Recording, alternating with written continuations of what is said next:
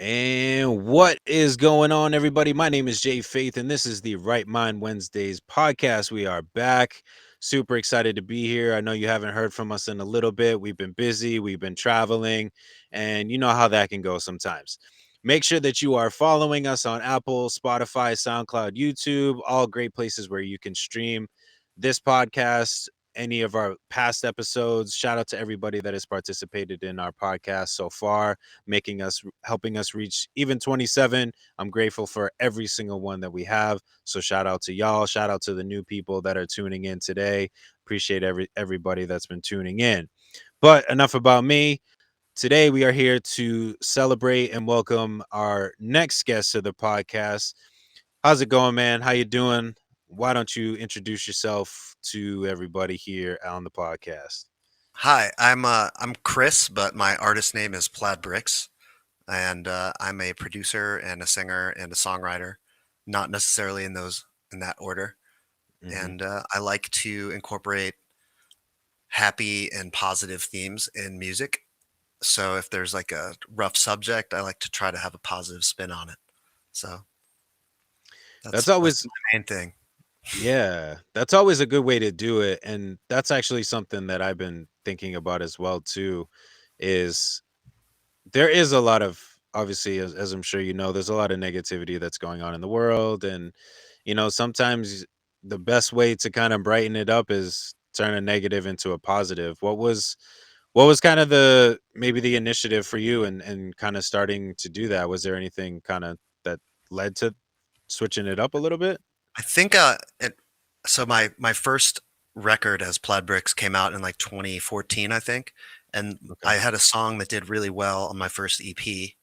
It got nominated. The EP got nominated for Best Rock EP at the Independent Music Awards, so I was pretty stoked about that.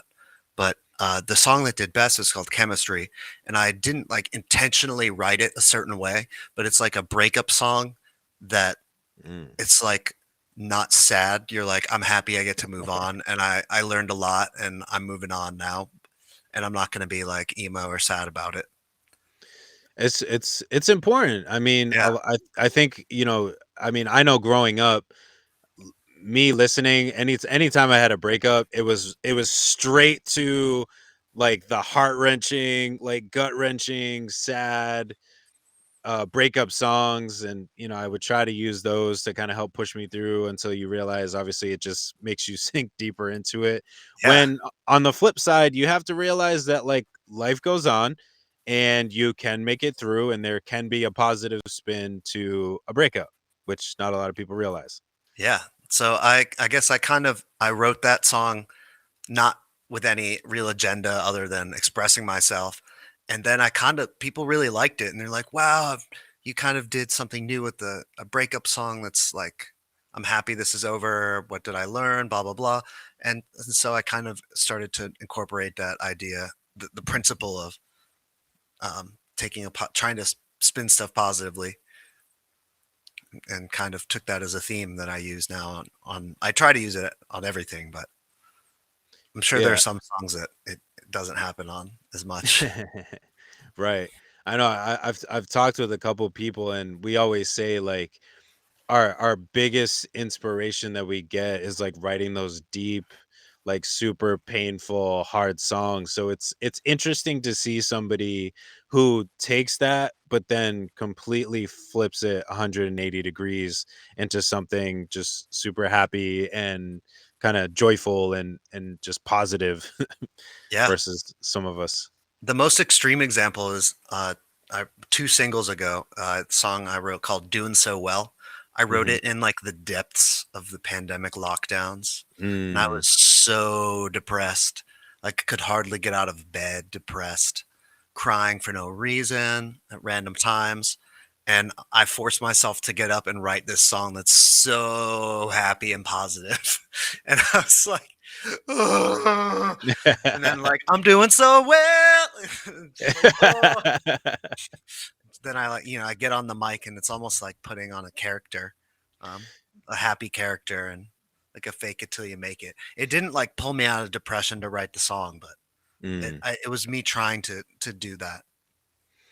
Yeah, like, I can't even imagine, like, just the process of that, like, trying to like, being one way and then trying to completely break out into something that, like, deep inside, you're like, "I don't wanna go there, but I need to.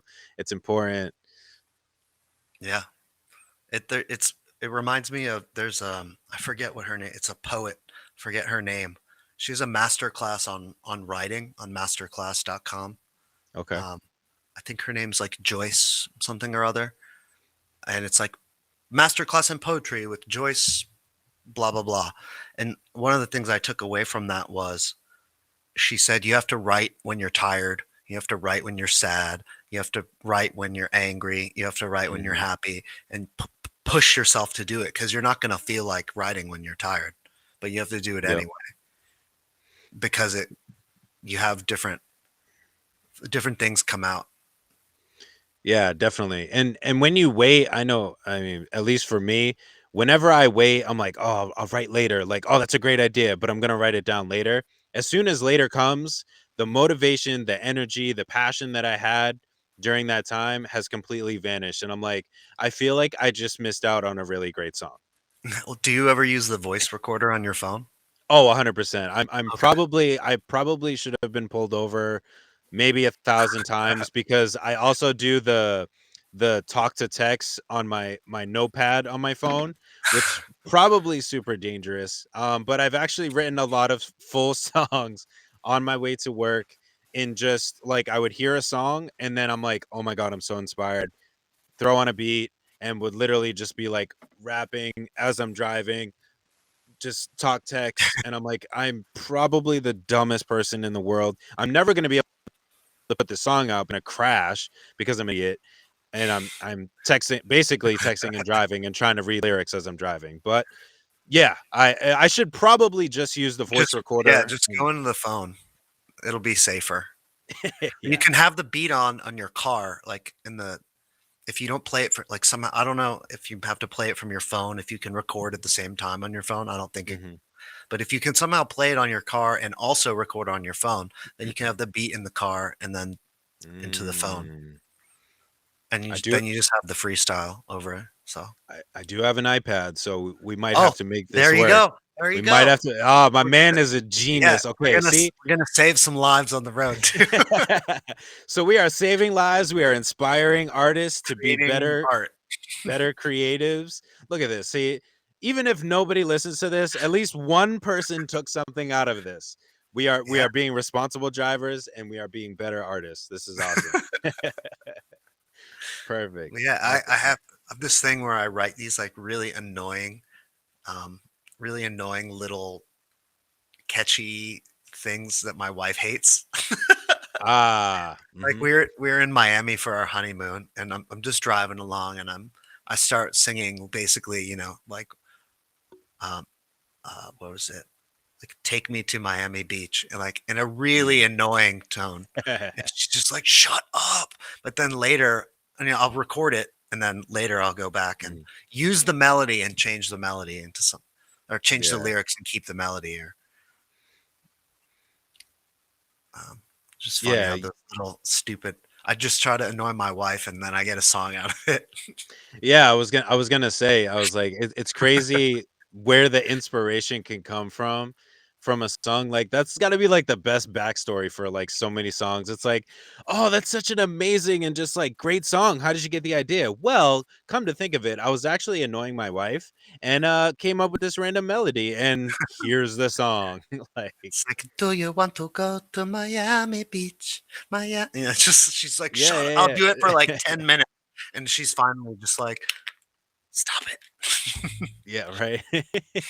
And then it's like, bam, platinum hit. And you're like, ah, see, I hope so. pays off. It pays off. It pays I off. hope so. I did sing a lot of, "Party in the city where the heat is on all night on the beach." Yes. That was my first record that I ever bought in my life. It Yeah, was you Will have to. Smith, Big Willie Style. Yeah, My first dude. CD. I I'm pretty sure that had to be one of my closest to the front or first CDs that I bought to. I'm not even gonna front. This is a great album. I love that album. That was just the two of us. I remember I did Yeah. just the two of us for at my camp. We had like a talent show that we used to do, and we would always pick songs to do. And I remember doing that song to it. And unfortunately, I lost to one of my friends who did I Want It That Way. And the only reason that he won I like was that song because too. right, yeah. The only reason he won was because I'm sure you remember it when it says "You Are My Fire." He pulled up the Pokemon card that had the fire on it, and everyone was like, "Oh!" Oh! And everybody lost their mind, and they were like, "Oh my god!" And I was like, "Oh man, I wish." And I still remember it to this day. I'm like, man, I lost to a Pokemon card, but Did he go like, "'Cause I want a Charizard"? pretty much, pretty much. And I was like, I mean, that's it. That's it. I give up. I surrender. You win. That's it. I tap out. But yeah, definitely one of the classic albums. Like, open up the book, read the words, rap Oh along yeah, with it. You had to. You had to. yeah. And then na na na na na na na. Like that's Yeah. one of that's an epic song. We had at that same summer camp, we had a jukebox.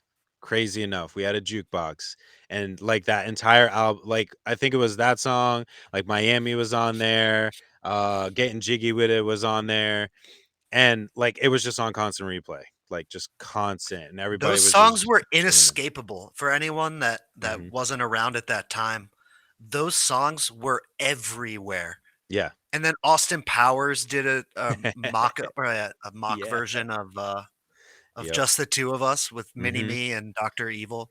Like those songs, like you couldn't turn on the radio, you couldn't go into a store, you couldn't. It was just you'd be outside on the sidewalk and someone would drive by and you'd hear like na na na na na na na That's na all na you na needed. na na getting jiggy with it. It's like That's all you needed. That's all you needed. Every time, that's all you needed. And I remember that Mini Me song too. Not gonna lie, I'm probably gonna sound like a huge cornball. I actually downloaded that song because it was so dope. I had the And album. I had the yeah, full Austin Powers album. yes. Okay, okay. I'm not Yeah, the only one. I'm not the only one. Okay, yeah, cool. there was some fire on there. Yeah, for sure. I I like think the the one where Beyonce was in, they had some insane songs with her on them too, yeah, yeah, if I yeah. remember correctly. They had Hard Knock Life too. I remember Oh that yeah, one. Hard the Knock. hard knock life for Yeah. us. It's Yeah, that was another one too. I was like, I don't even care. I love stupid parody songs sometimes. Like when they do it right, like they're just as classic as the yeah. original. South Park has some incredible songs Oh too. I don't know god. if you ever watched that show. Oh yeah. They just Oh yeah. Trey Parker studied music composition at Boulder Mm, for college, and yeah. so everything that he does in that show is, he does all the songs and all the parody stuff, and I was just amazing. talking to some of the I was just in California recently, and what's I feel bad because I can't. Oh, you know the song California Love by Tupac? Yeah. California. Well, Don't every start time, a party. yeah. So every time, when I went to California, and sad to say, I'm not trying to make a joke of this piece, but we were walking around Anaheim, and we did see a lot of homeless people that were kind of on just around, and sadly enough, again, I don't mean to joke, but the first thing that came up, just because we're talking about South Park, is that episode where they had all the homeless, and they were like, California is Yeah. for the homeless. And I was like, oh my Oh gosh, like no. this is bad. This is bad. But I Yeah. tried to keep it to myself. Good. just to be just to be, yeah, because that's tough. In the moment, probably not appropriate, but we can talk Mhm, about it now. mhm, So mhm. We're just referencing a TV show that addressed it. That's all. California is an interesting place, and people always told me I needed to move there to be an artist. And I don't know. I can't deal with the traffic, man.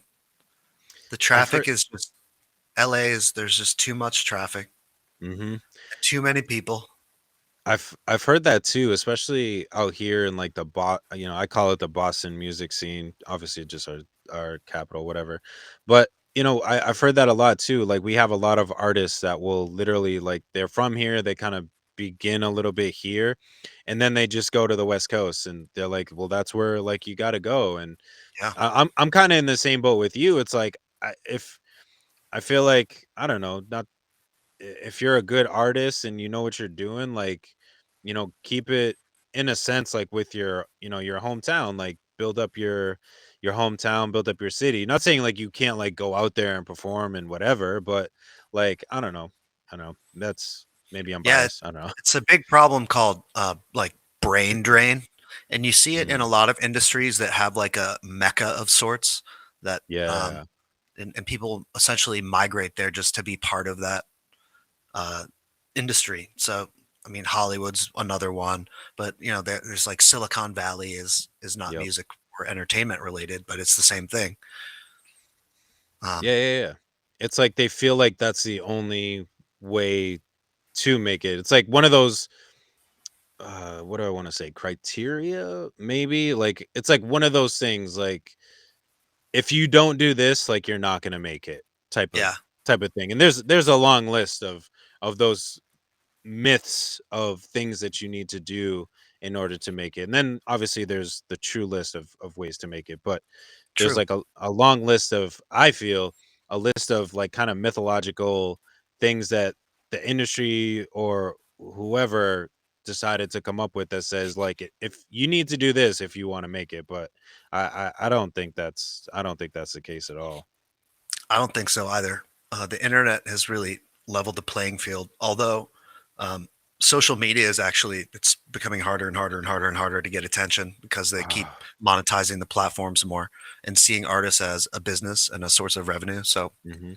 um, you're not getting there's hardly any free promo these days on social media. So No, um, unless you're booming and you got, crazy amount of followers and stuff like that, they're not throwing you in the algorithm and you're not catching a no, break to get yourself out there. no, there's a lot of gatekeeping that's I think Mhm. people have figured out how to gatekeep again. The Yep. internet kind of mixed it up, but the cards have started to fall. And like how Spotify is like 70% owned by all the major labels and all the if you Right. want to get on a playlist, you got to be on a major label. So then you get hand in hand like the myth of you need to move to California and Mhm. sign to a record label. Like I mean that's what they want you to do. Yeah. So that's why they push that myth around Well, because it's because yeah, go ahead. they just they want to be known as the gatekeepers. Yeah, and they wanna monetize you, and obviously, like, I do Yeah, understand, obviously, there is it is a business, yeah. I'm not They gonna have investors and yeah. they have to answer to quarterly earnings calls with corporate and all sorts of stuff like that. Yeah, and, like, I understand like I said, like, I understand it's a business, obviously, you gotta make money and stuff like that, but there's so many amazing people that are out there, and, like, they're just getting overlooked because, they're not popping or that, they don't have the following that they're looking for, or they just can't, sign to a label, whatever the case may be, and it's like, if And you you get in the just label contract and it's yeah, predatory. Like, why would anyone want crazy. to be in one of those contracts other than, Oh, it's it's crazy. like you have like a 95% chance it's going to bite you in the back in the rear end later.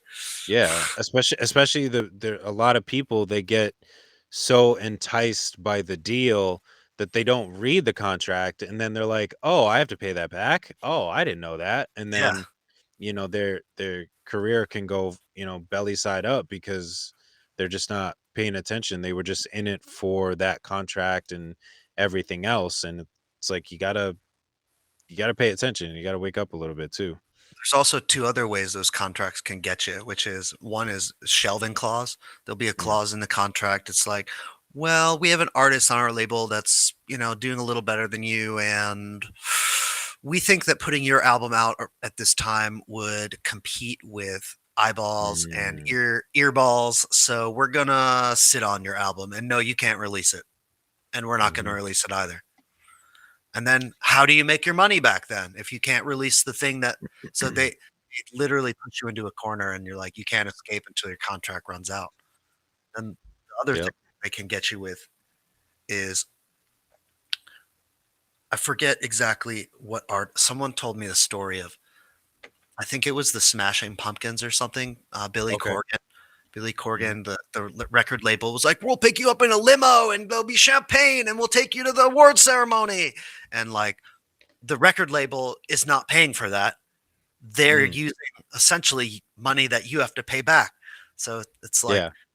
there's no lid on what they can spend and bill to you unless Yeah, you put it's it in the contract. But I don't think they would agree to that. yeah, they put it on your tab before you know you have a tab open. The intern they have working on your social media account goes to lunch at like, you know, takes out a playlister to Benihana or something, and you have Mhm. to pay for the $200 meal for the two of Right. them. Right. It's like, I don't want to pay for that. Yeah, like I just want you I just want to pay you to do your job to get me, if anything, I want to pay you to do your job to help make me successful in what I'm trying to do.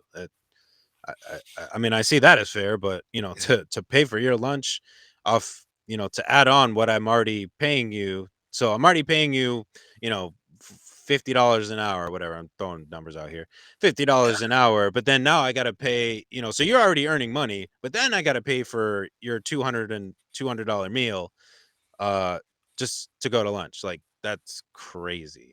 Crazy. I think the Spotify playlisters aren't really allowed to do stuff like that anymore, but I'm pretty sure they Mhm. were in the beginning. Mhm. Oh yeah. I And radio 100%. promoters definitely were. And probably Yes. I think they cut back on it a lot, but Mhm. there's a book called Hitman about Mm.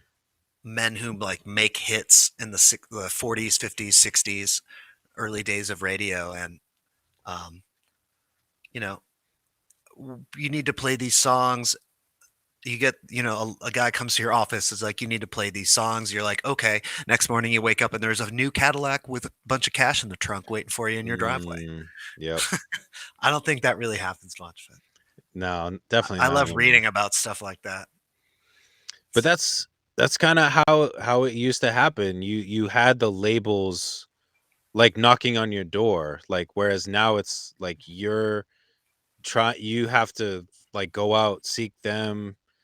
But even then, like it's almost near impossible sometimes. Again, unless you have, and again, I've had this conversation a bunch of times, unless you have a huge following, which is, I think, a poor misrepresentation of your talent level, you're not going to be heard. True. And the It's more following you have, the more people want to listen as mhm, well. yeah, It's this weird human. You're like, human trait. It's like, what am I missing? What am I missing out on? Everyone else is listening, but there must be something here. I better yeah, check it out. seriously. But like proof of that is so, and I'm not knocking him. I love J. Cole. J. Cole is my guy. He's definitely, for me, like one of the best of all time. Um, so I just did like my own little kind of just random research, and I went on his page. I looked at how many followers he has. We'll say, and I'm just throwing out numbers here. Say he has like 2 million followers. I know he's got more, but 2 million followers, right? And then I was scrolling through his posts, and I was like, he only has, again, throwing out numbers, like 10,000 likes on a picture, and I'm like, okay, wait a minute. This guy who has 2 million followers, which is again probably one of the best rappers, one of the best that I've ever heard, um, has 2 million followers, but then only gets 10,000. So where is the gap of those people that are supposedly Not fans and seeing his followers? posts. Not seeing his posts because Hmm. Instagram doesn't show anything to people unless you pay Instagram. Yeah, and It's even getting worse. Zuckerberg just announced 30% more AI generated content on your feed. So more ads, more recommended for you I because you like hate this that. post. Yeah, so it's going to get even worse over the next, year to 2 years. So, and I think TikTok is just, that's how it started with TikTok. Yeah. Oh, TikTok didn't slide from being like back in the old days of Instagram when it was like, everyone I follow, their post chronologically when it was posted and the yeah. timestamp. That was amazing. It was perfect. And now it's just like stuff's excuse me, stuff's different days, like 3 days ago. Yeah. And I'm like, dude, like I just got a notification that my friend just posted something, but then I can't find it. But you're showing me something that happened like 3 days ago, 6 days ago. I'm like, I don't necessarily care right now. Like, Yeah. why can't I find these people? And yeah, like I agree with you. It's like it's so scatterbrained now, and then it's like random post, ad, random post, suggested for you, random post, ad. Yeah. So Like 30% more of that for you there's a no day. more content. There's no more content. And then when I'm scrolling through, I get like the same this excuse me, the same pages that are popping up. It'll be like, again, for example, NBA, music, ad, suggested for you, NBA, music, NBA, ad, suggested for you. I'm like, I'm seeing the same things from the same people. I want something different. Can't you show me what my friend Joe has been doing this weekend? I heard he Yes. was like, I don't going to Pittsburgh. Or I don't know. Yeah. I just heard he skydived and like I Yeah, want to see there the you go. footage because he told me he posted it on his Instagram. Like I just want to see it. Where is it? It should be at the top of my feed. No, it's not. Yeah. So But anyway, they yeah. know no one's seeing anything, and they're just like, well, deal with it. Yeah. Seriously. You won't quit. They're betting that we won't quit the platform. Mhm. But I bet you if we all jumped off, it'd be whoa. Look what's happened to Facebook in the last few years. Yeah, that's true. If Facebook didn't have Instagram, I think they would be like in the red. Maybe I don't have. That's speculation, of course. Yeah. I don't know that for sure. I haven't been looking through their like profit loss statements or anything, but Yeah, right. um, Yeah, yeah. Yeah, I don't I know. feel It's Facebook is all just like old people yelling at each other now, or I don't know. I yeah. don't. Mhm. You're not wrong. To some extent, there's still a Yeah. lot of cool people on Facebook, of course. Yeah. I'm obviously Yeah. exaggerating. Yeah, I think if I didn't follow like family members and stuff that are scattered all over this country, Yeah, I probably and maybe the small factor of doing music, I don't even think I would have Facebook, honestly. yeah, And and it's just they know that probably most of their users have some kind of family and friends tie network that they want to stay in touch with. That's the only reason they are on there, and mhm. you know, they know. But They do the research. I'll yes, say that. they're very, very, very smart. I do know Absolutely. that much. Way smarter than me. Hey, they can have that job. I'll stick to making music and doing podcasts. Well, what about when AI replaces people at making music? Oh, dear Lord, I'm afraid for that day. I hope it doesn't happen. I mean, I don't know how you can be creative with AI, but who knows? I'm not Have you seen any. those AI generated graphics things? It'll like make you a piece of art. You could type in like Scooby Doo, Willy Wonka in the Chocolate Factory, and it would make an AI piece of art around that, pulling stuff from all over the internet. Oh, jeez. No, I'm not ready for that. I hope it's after I'm long gone. Do it when I'm gone, please, Same. because I'm not I'm not ready for this. Or do it when I'm at least out of the music industry. I'll deal with it then. How Eventually, I'll just imagine an AI writing like a country blues song. no, please. But I feel like I don't know. I mean, as artists, we kind of pull from people that we've experienced. But I was gonna say, like, I feel like kind of to the example you said about the drawing, is they pull pictures from online and stuff like that. Is the AI would have to pull lyrics and ideas and themes from past music to create the song, so it would sound more of recreation. No, recreation is not the word, because again, like we kind of in some small shape or form kind of recreate music a little bit, but make it our own. But I don't know, more of a imitation than a recreation, I think, Yeah. is what I'm trying to say. I wonder if, since you would have to program it to like source a lot of other musical material, I wonder if that's copyright infringement, even though you're not actually Mm, like literally copying a melody.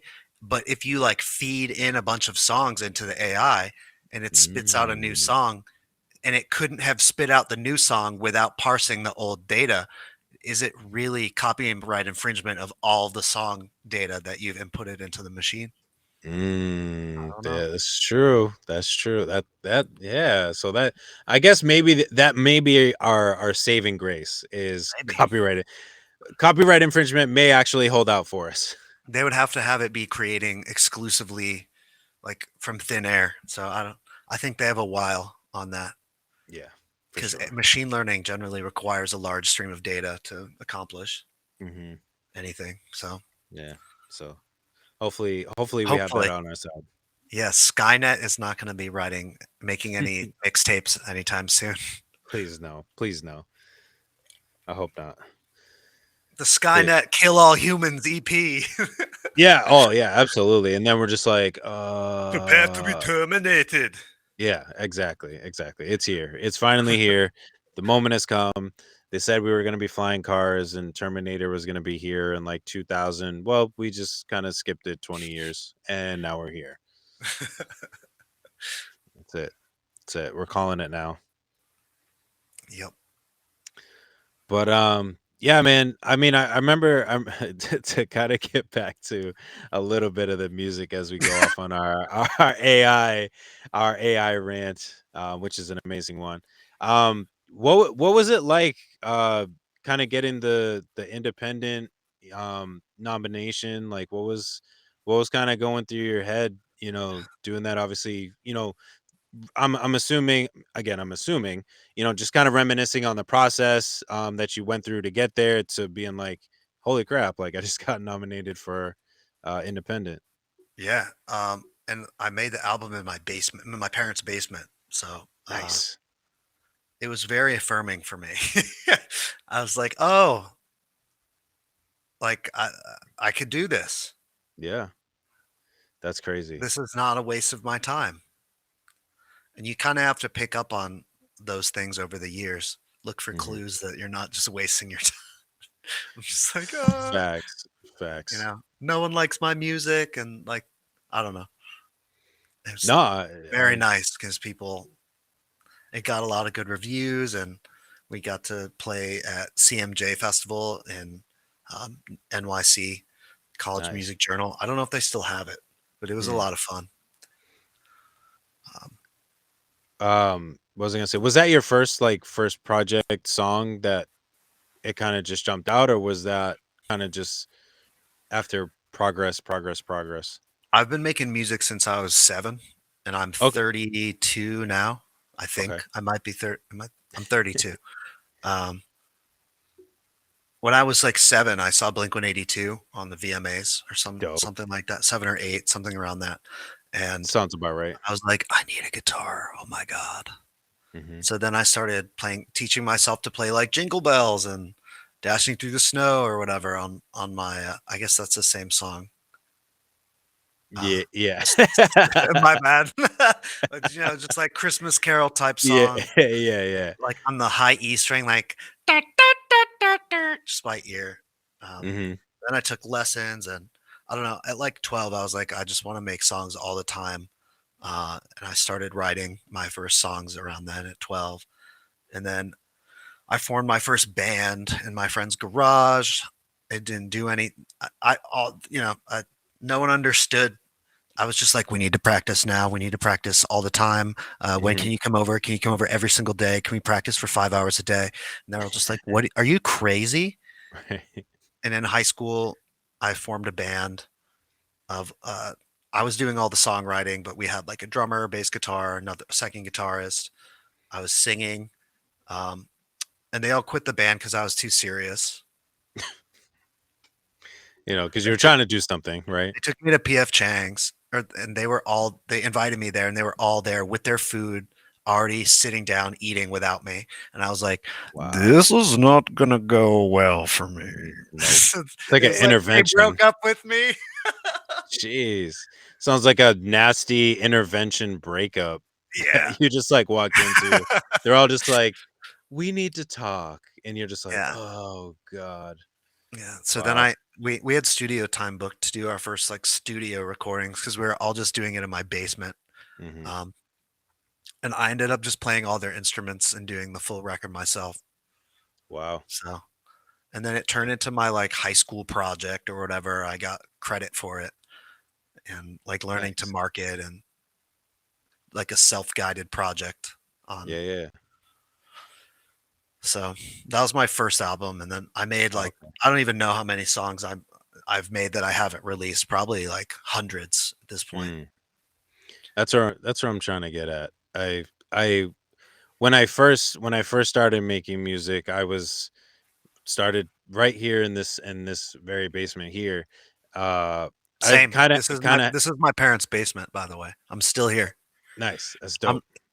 It's a I good don't setup. have to live with them, but you know, right before COVID, we decided we were all my fiance or my girlfriend at the time, and I moved Hmm. back in, and then all the COVID thing happened, and it was actually really, really nice to be living with the having all the family together during such Yeah, an for sure. insane time. But I'm sorry. Yeah. You were saying. I just Oh, you're the good. basement connection. I got really excited about that. And I'm Yeah, this drinking is coffee, so I'm like, there you go. There you all right. go. You were Yeah, saying. no, you're good. Well, one, yeah, definitely having family around, especially during that time, was definitely a good thing because just to, help you get through. Even, I know you shared a little bit about, making that song, but yeah, this is kind of where it all started. I was kind of in the same. I mean, I started a little bit later. Hip hop didn't really like fall into my lap till like, like uh really starting to get serious about creating music till I was about like 16 or so, and started writing poems and then eventually into raps and stuff like that. Wrote my first project down here, but I had a friend of mine that we were trying to do music together, and I like at some points like he started living with me, but I was like, dude, like let's go record, let's go. And he'd be like, oh man, like I'm tired and I don't want to do it or whatever. And I'm like, nah, we gotta make hit, like let's go. Like I was super hyped. So like I think it's like a basement thing. I don't know. Like when you have the access to it, it's just like you gotta keep going and going and going. And Yeah. uh it's just I think it's a trend. Yeah. I think if someone is able to record at home, that's the best place. Because in the studio, if I mean if not in a home studio, like in a outside of the home studio Mhm. or like even at someone else's house that's not your own studio, you're never going to be as comfortable as you are when you can No. wake up any time of day, go down to your basement and do some takes. Like, oh, I Mhm. can't sleep tonight, better make a beat. Yep. Mhm. And like, oh, now I'm tired. I can go to sleep now and I just got a really sick beat out of it. Yeah, it's like when I go, so I'm working on an album right now, which is like for me like the album. Nice. And I go The to magnum opus. yeah, pretty much, pretty much. And I go to I work with my engineer, go to a studio out here in the Boston area, Cambridge. And I've been working with him for a while, and still every time I go there, it just takes me some time to just warm up and chip the ice away and like get comfortable and like feel it. But like I remember just like coming down here, I'd throw the computer on, throw a beat, and like I would just be writing like crazy and then would just record one take it all. And I was like, yep, all right, cool, perfect, sold. But Yep. now it's like now I'm doing 20 takes and redoing this and taking that out and adding it back in afterwards because I changed my mind 1,000 times. It's Part of it is just there's a different muscle that you have to exercise when there are other people around and you're not alone writing. Mhm, I've at yeah, least for me. And yeah, if I even if I'm doing a co-write, I won't come up with the same ideas that I would just on my own with a track. I don't know. There's just something weird about having someone else in the room, and yeah. I don't know if I'm not like totally comfortable with them. I'll even be like, I have to remember that I should not be afraid to just belt it out because everyone in the room is in a Yeah. studio. I'll be like, I don't need to like be humming this. I can, I can like let it Yeah. go, but I have to. I sometimes forget that. Hmm. I Yeah. think it's the best. Did you see the video of Drake when he goes on the radio and they're like, "Yo, Drake, freestyle," No, and I he's missed like, it. "Okay, I'm gonna freestyle." I think he's on like, I'm gonna have to um, watch it now. I forget but he's like in the studio and he's like, yeah," and then he pulls his BlackBerry out and starts going off his BlackBerry notes. And Nice. it's like even Nice. even the greats can't do it on the spot all the time, like, so Yeah. but it's other people are in the room, there's pressure, maybe It's a different. you have to practice at writing with other people around if that's Hmm. something that you're gonna be doing. Writing with someone is a different, especially if you're co-writing something, totally different skill set than writing a song on Hmm. your own in your Oh basement. yeah. Oh yeah, 100%.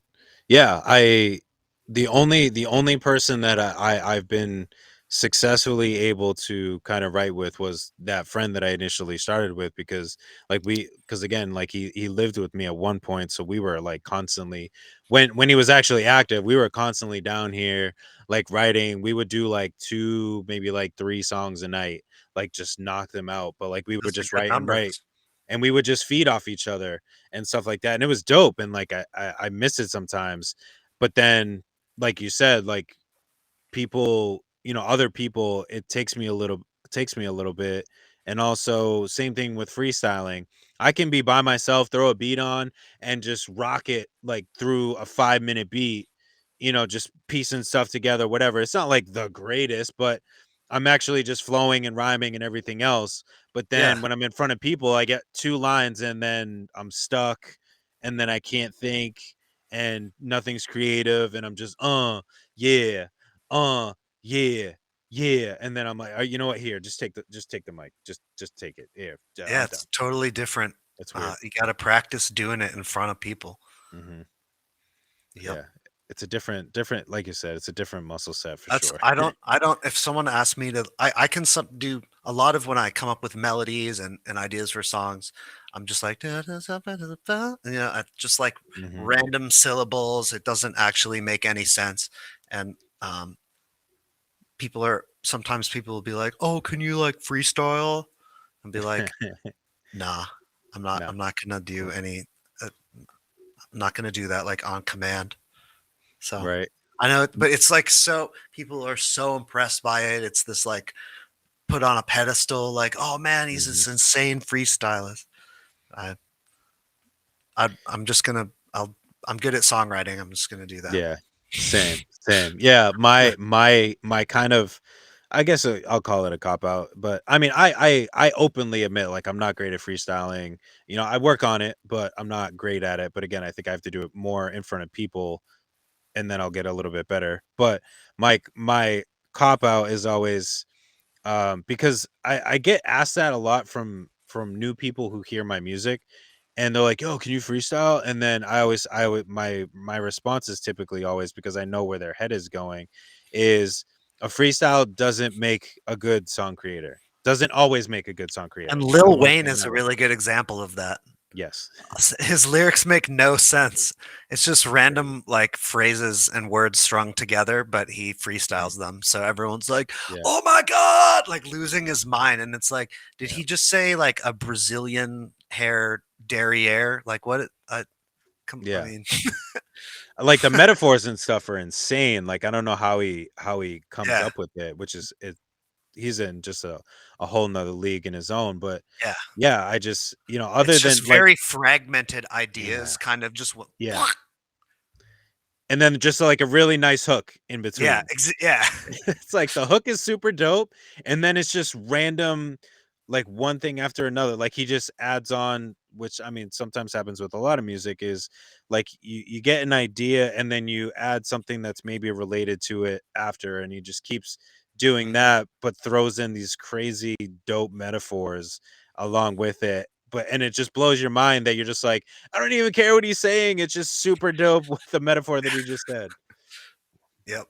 It's That's just where it goes. But yeah, my cop out is always, it doesn't always make a good songwriter or an artist, and that's not knocking people who can do some freestyles. I know a lot of great people that can just freestyle off the top and just rip it and rip it and Yeah, rip and it, it's and so that's great.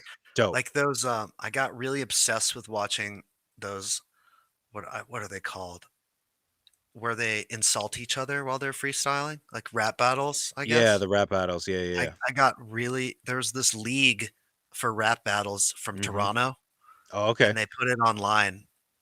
This I don't know, so fascinating. Mhm. Sometimes people are just incredible, and their insults are so funny.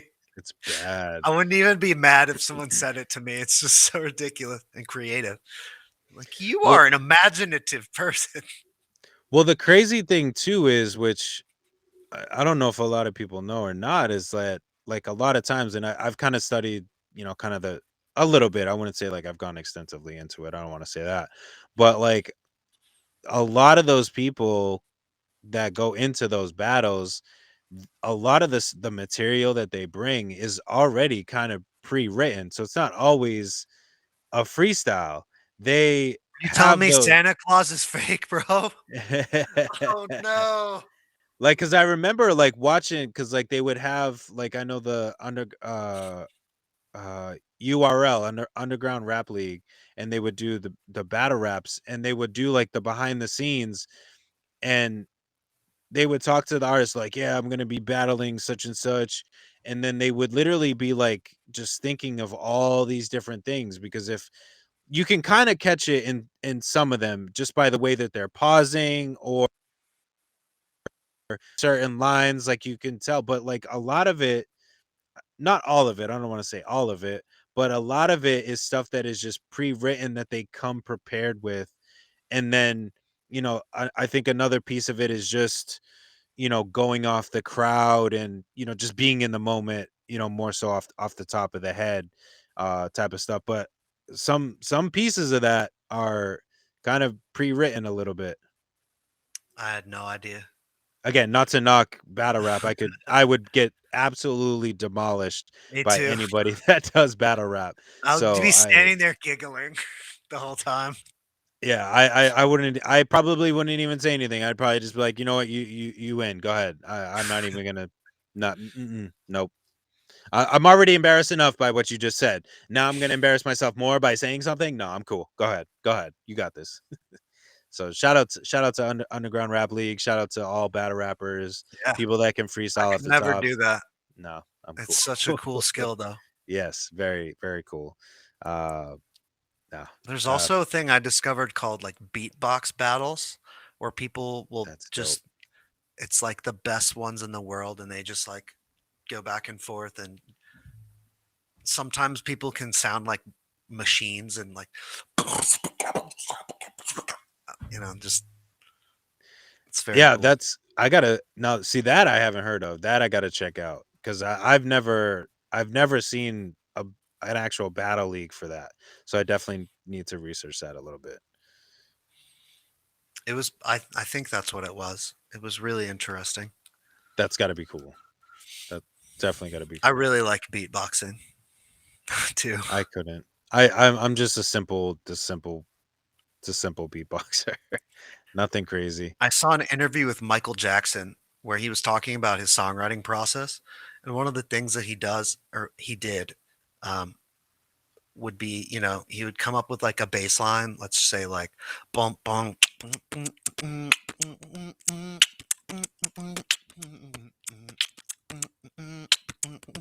he would just like do that and kind of come up with songs. Just he didn't need a piano or a drum machine or drum kit or anything. He would just do it all with his mouth.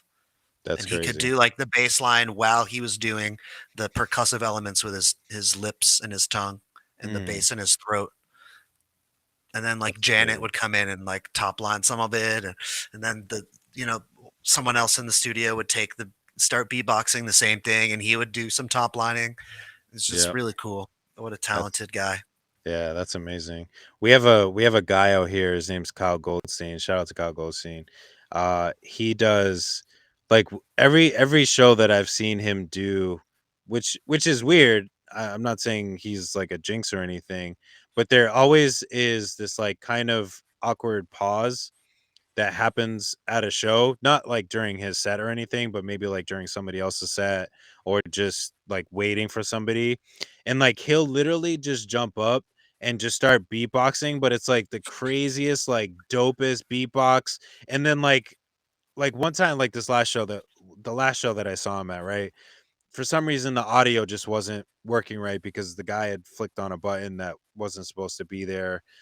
Anyways, so they're trying to figure it out. So he literally starts beatboxing, and then the artist that was performing just started rapping his songs that from his set off the beatbox, and it was like so dope. That's so And I was cool. like, dude, forget the music. Like, let's just go off of this. And he's like, yo. And then there was like another dull silence, like at another Now they have point. to do an album together. Yeah.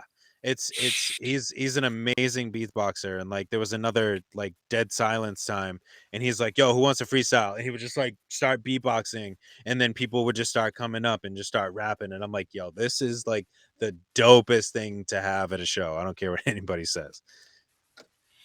We used to at parties sometimes. There was a couple people I knew in college that would freestyle rap. I knew a lot of artists and producers and stuff. And it's very late at night, like 2, 3 in the morning.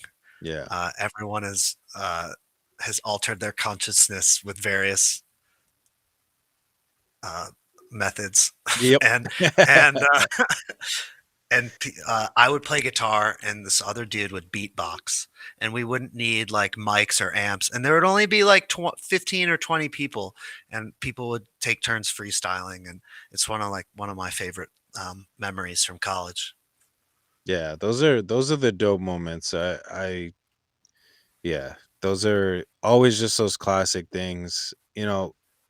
When my friends used to do that, like that, like when I would actually be brave enough to rap in front of to freestyle in front of people, like I just remember those, like, and just being able to just those were just the good old days, if you will. Yeah, yeah, good stuff.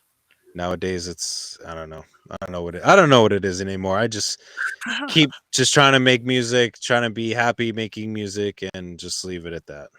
Yeah, The rest is the rest is history. But yeah, I remember like the other thing that I wanted to touch on that we kind of talked on off air, but I always think is super dope is just like when we're making music and stuff and listening to mixes is like kind of turning off our senses yeah. to kind of better understand and hear the music. um is that something that you always done? Like how does that help you, I think it's in your process? in college. I went to school for music production, and in college, so I had all kinds of different old music guys who've seen everything. Not old, but they've been in the business a Yeah. long time. Some of them are producers. One of them produced, I think, like some albums for Tribe Called Quest and De La Soul and stuff like that. And Dope. it's just all these guys who have great production careers, and you pick up little tips. So I might not even remember the stuff that I read in my book about the Mhm. exact hertz frequency range of a trumpet in a mix, Yep. from like, the lower end tones are around 500 hertz up to around 7,000 hertz. You know, Right. Yep. um, but I'll remember that they said close your eyes when you listen to a mix critically. Mm. That's like a life skill that I learned. Um, Close your eyes when you're listening. Less distraction. You can really focus in on the music, and you kind of your imagination fills in the amount of brain power you were using to create the visual field around you is now Mm. in your head creating a visual field in the sonic space of everything that you're hearing. So Yeah, that's a good way to put it. That's probably better than how I explained it when we were off air, as far as how I envision it. I'm like, yeah, like I don't look at people when I talk to them, and it helps me listen better because I'm not paying attention to them, but I look everywhere else.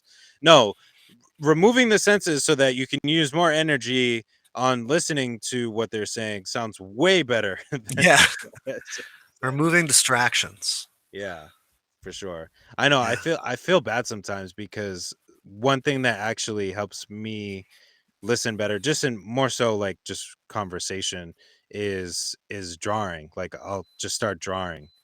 And like I feel bad because obviously it makes it seem like I'm doing something completely different to what Yeah, they actually want me to do, but I I'm doodle a lot too. Like, I probably did this in a meeting, but I don't know if you can see along the top. It's just scribbly lines and yeah. like some weird designs. Hmm. I'll have my notebook open. And I'll be in a meeting, and I'll just be like, Yep. "Yep, Hmm. Hmm. Yep. Yep. there's Sure. drawings." Yeah, I start doing graffiti and stuff based on like maybe what they're saying. Like if they're talking about, if I'm at work and we're, talking about some of the youth or whatever, I'll literally just start graffitiing youth in different ways. Just but I'm like I'm fully listening to you, but it completely looks like I'm ignoring you 110%. Yeah, people should just know.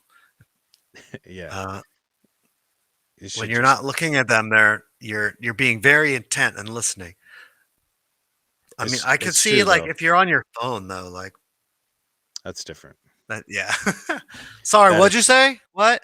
Sorry, phone. No. Yeah, no, that's definitely way different. Yeah.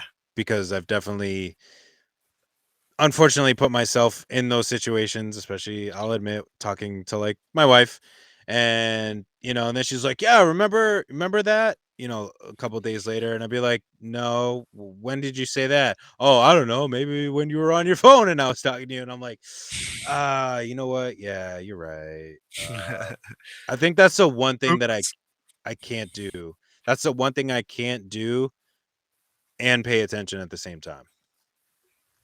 I lose everything. And watching TV. No, watching TV and being on my phone are the two things that I can't do at the same time as listening to somebody else. For me, it's gaming. Mm. I'm just like in it, and I can't pay attention to anything else.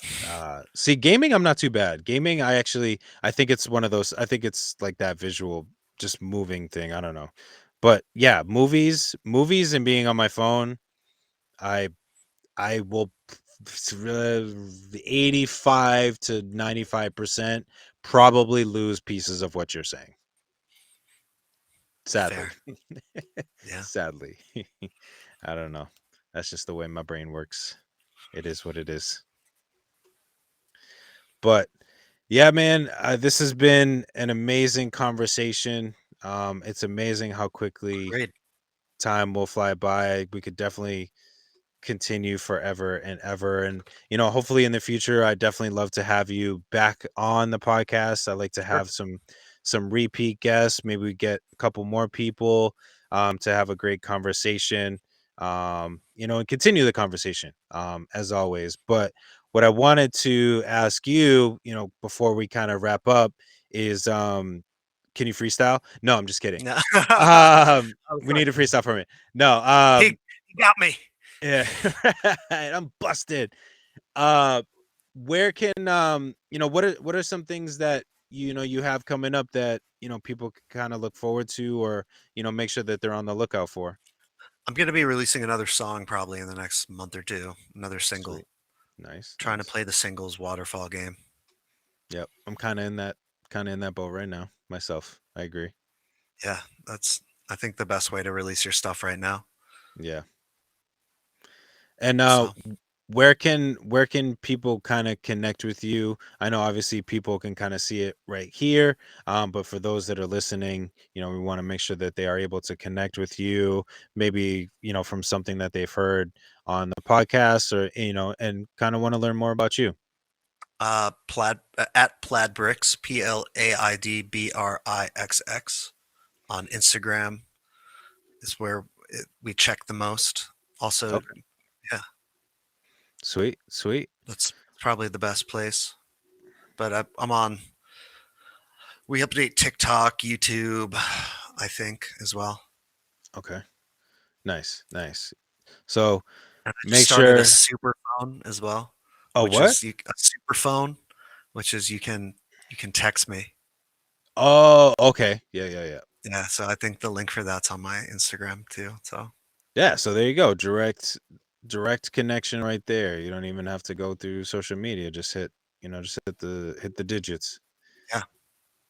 Dope, dope, man. Well, I really appreciate your time. This has been super dope. Again, make sure everybody that's listening now, listening later, make sure that you follow him on his platforms. Send him a text, say what's up.